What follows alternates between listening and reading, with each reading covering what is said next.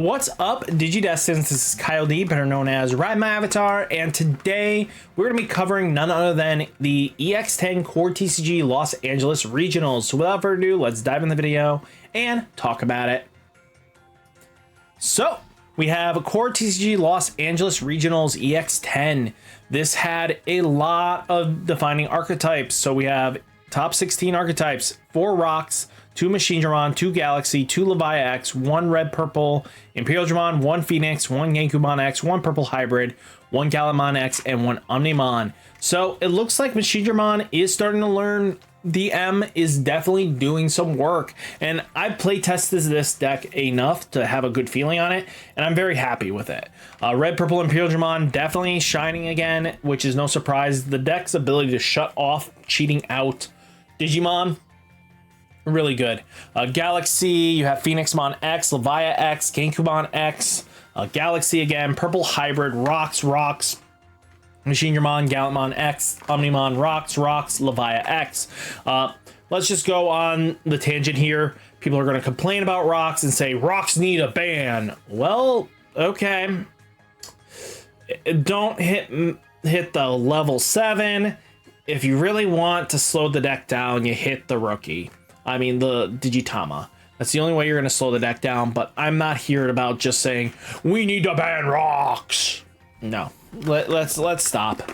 Let's stop that there. Let the deck live. It's not getting that crazy amount of support until probably in a set or two, so don't make this difficult, please, people. So let's take a look here. DM Machine. So this one was piloted originally at Nationals, got 3rd place.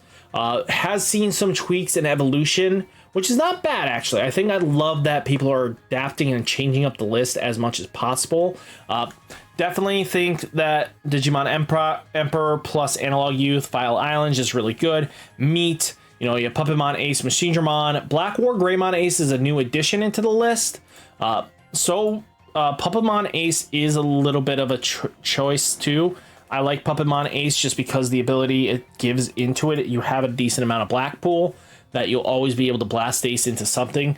But having Black War Greymon Ace as a backup is really solid. The fact that it has Raid, Reboot, and Blocker, the fact that it basically boosts if your opponent's higher DP a little bit, so you can kind of just evenly trade things, and the fact that when Digivolving it blows something up is pretty good. You have Blitz Greymon being able to on-play when Digivolving Digivolve 2 of one of your opponent's Digimon, and if a turn 2 of your Digimon may DNA. You'll never do this, but the Digivolve 3 is huge to get them back into a rookie that you can deal with. So yeah, you know, Alliance and Blocker, if you can get wide enough board, you can just deal some extra damage, which again, sometimes this deck has a little bit of problem of getting that extra bit of chip damage that you want. So yeah. Now next, we do have Red Purple Imperial Dramon. They are playing Genai's House, which is a very good card as well. While you have no face-up Genai House, you get to put it in security. All your level 3 or higher Digimon get plus 3,000 DP, and it sits at the bottom. So not bad. It has Demonic Devastation, which again, if you have a way of sacking just to get an extra hit in with the fighter mode, it's not terrible, right? This deck has a lot going for it. And the fact that you play Miss Memory Boost at a high count and the Analog Youth, you kind of just go off and go to town from there. Not bad. Galaxy, it's hit or miss on how you want to build Galaxy, but there is no real wrong way to build it. Players will build it how they like, and it seems like this is kind of like the staple bottom end, right?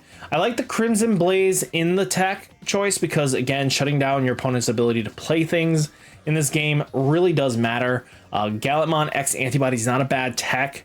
Some players will play it, some won't. So yeah, it's personal preference at the end of the day. The fact that it has a good protection skill and is allowed to deal damage or trash security can lead into some really positive plays for you. So yeah. Now, again, here is Birds. The bird deck didn't die, guys. We knew this wasn't going to happen. So yeah, Garudamon X Antibody plus all the abilities it has, the ability to chip in and just deal this a cumulative mass amount of damage pretty quickly is ridiculous, right? And the fact that, you know, you do have Oriumon as an option so that basically, you know, it de-digivolves to one of your opponent's Digimon, and if during an attack, one of your Digimon in the breeding area may digivolve into a level 6 Chronicle trait from your hand or trash without paying its cost. Not too terrible, but again, it's supposed to combo in with the Oryuken mode Ace, right? So DNA with a red or yellow with a black Digimon. So that's kind of where you're going with it, right? Your Oryumon gives the inheritable that lets you, you know, when a security attack is removed, delete one of your opponent's Digimon the lowest DP. It just combos in nicely, right? Nothing too scary out of the ordinary here. Now, we do have Levia being chomp, chomp, chomp, chomp, chomp. Levia just doing Levia things, right? There's nothing wrong with that. You know, you have Doberman. That's when digivolving one of your Digimon gains blocker until the end of turn. It's just a decent inheritable. Again, this has been seeing some decent traction. Again, Levia doesn't disappear out of the format for long. It definitely comes back all the time. He's like Afton. He always comes back. So Levia just being Levia. Now, again, Genkumon Turtle is always scary. They are playing 3 Medieval, but because the protection skill Genkumon X gives, long-term wise, it really throws a lot of decks off, and some decks can't handle that.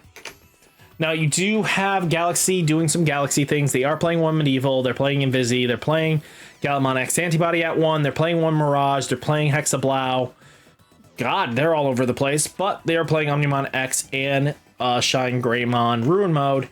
So, yeah, it's personal preference at the end of the day. They're playing 2 Sayo.